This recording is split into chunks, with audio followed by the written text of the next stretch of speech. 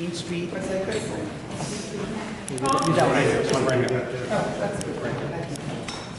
Thank you, and I applaud all of the people who have been so tenacious in staying with this and being so diligent and sacrificing so much time and energy to try to affect some kind of change. So I came tonight because I was really expecting that there would be some kind of new information, and it seems like there's nothing new. I had the benefit of passing Ashley Cotton on the way, and I wanted to, say something to her, and I didn't. But I'm amazed. It seems like we're no closer to having any answers. There's the whole component of what had been some teeth in all this was that there was sufficient fines that were going to be levied if the affordable housing was not completed. It seems like there's no conversation about that now. But where are we? Is there any update? Is there anything that suggests there's progress here? What do you want to answer that? Huh? What do you want to answer that? Peter? Yeah, I'll take it. Anyone else want this too? Okay. Well, I just wanted to, there's no project agreements that have been violated this time, to my understanding. Jimmy's right about that. It is a new bit of news that the elected officials have been approached by the developer about Site 5, where really what I like to think about it much more is about Miss Brooklyn, which is 1.1 million square feet. Because when you take that 1.1 million square feet, it is a way to solve some of the problems of the project while potentially creating other problems.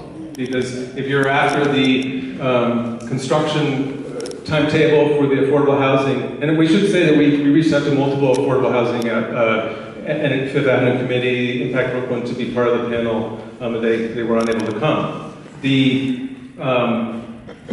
timetable for the delivery of the units of affordable housing, in theory, could be included in Site 5. Now, Site 5, or the Miss Brooklyn density period, the problem of Site 5, which I think everyone should know, and it is, I think, a serious problem, is that it's outside the agreements, any agreement, including what's called the Brooklyn Speaks Agreement, or what I call it, which in 2014. So Site 5 can be built outside of the affordable housing delivery of like right now the project delivers approximately 35% of the project is affordable housing units, not tied to any degree of affordability, but it is, Norman's got a great definition for it that I let him cite. But if Site 5 is built outside of that agreement, in theory, it could be lower the amount of the extent that the project delivers affordable housing relative to the number of units that are delivered. The other thing about that 1.1 million square feet,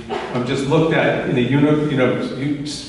narrowly at the affordable housing issue, is that if you increase the scale of the building, it makes it more cost effective, and that may also enable higher degrees of affordability. So to me, that is new information. And I think it's, I'll just hand it to Howard. Yes, unfortunately there is no new public information. What we have is, what's been going on with Greenland now, giving up some property and some movement in construction, which brings up the question of when does the rest of it get built. Correct me if I'm wrong, but 2025 is the deadline for the affordable housing. Well, that's another question, but let's just leave that lie. But there is a cash penalty of $2,000 per unit.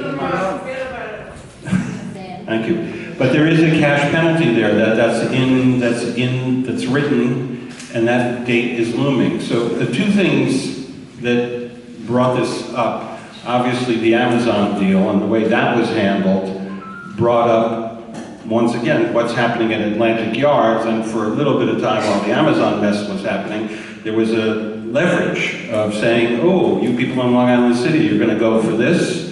Come over to Brooklyn and see all the promises that were made here that aren't being kept. Be very, very careful. And again, state project versus a city. Whose feet do you hold to the fire? Where is George Pataki? Right, and there's a list of names. Interestingly enough, again, Dan Doctoroff, who was in the Bloomberg administration, said if I had to do it all over again, hindsight is everything. they would have pushed harder. It is an election year coming up, so there is leverage. We do want answers. We have a different legislature in Albany.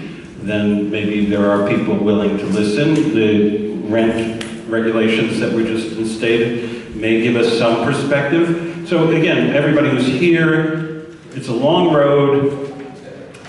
There will be affordable housing, always comes with a heinous trade-off. So when you start moving the height and bulk around, what is the price? And as pointed out, 1 million square feet doesn't go unused. Right here.